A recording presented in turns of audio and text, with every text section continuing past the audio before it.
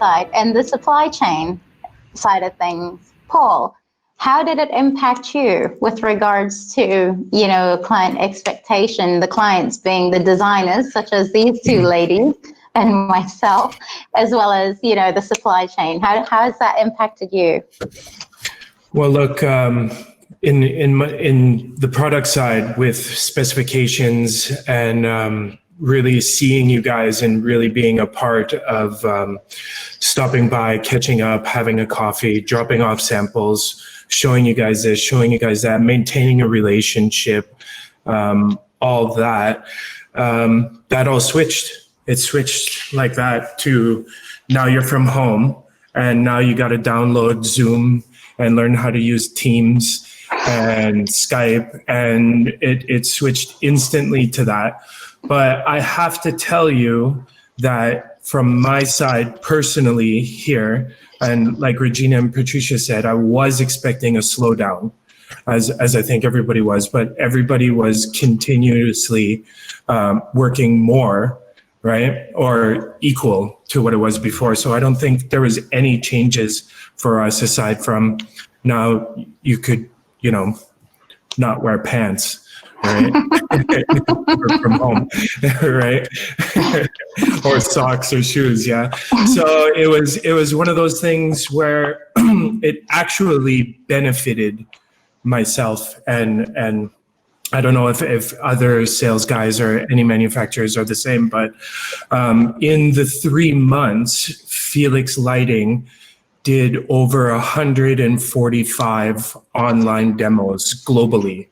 Wow. So that was something that we got on the week of the announcement from the World Health Organization that there's a global pandemic announced. The boys in Croatia built a studio in the factory. We all got our Zoom accounts and we started right away.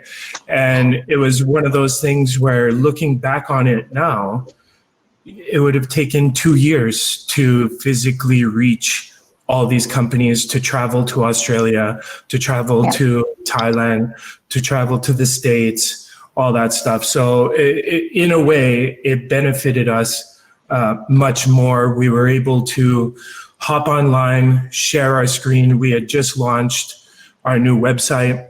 So I was able to share the screen and actually take people through the website and show every single product, as opposed to stopping by with as many products as I can hold in my hand or travel with. So it was, the silver lining. It was really the silver lining for us, and it was, blessing in disguise, I guess, for some, like me. And what about the expectation in terms of delivery? That's different. That's not in our hands. The supply chain, there's raw materials that are coming from Italy. There are raw materials that are coming from Germany for us. At the beginning of this thing, Italy was devastated. And we were all watching what was happening and couldn't believe it was out of a Stephen King book. And so obviously in Europe, these little countries closing borders here and there, it definitely did disrupt the supply chain. But we kept going. Luckily, our factories in Croatia off the coast, it wasn't affected that hard. It was business as normal. A lot of precautions were made for us with the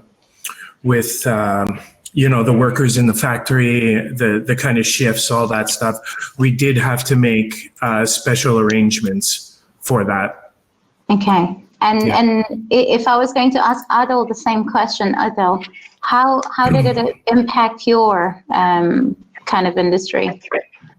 No, actually, it's been very interesting in the controls, because when we saw that coming, we have experience centers all over the world.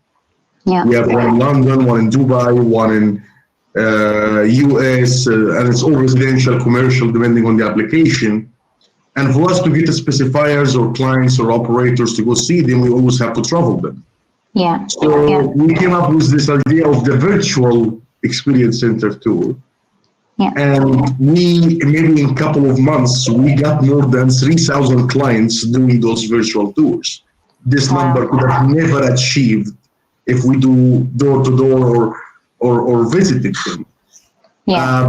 One of the other sides has also helped my team and myself is really you take a step back to think about the business and where we're going. And then you find out that because the day is so long between the kids doing the e-learning and me doing my work, that was the challenging part. You do a lot of thinking because the day is really long when you stay at home.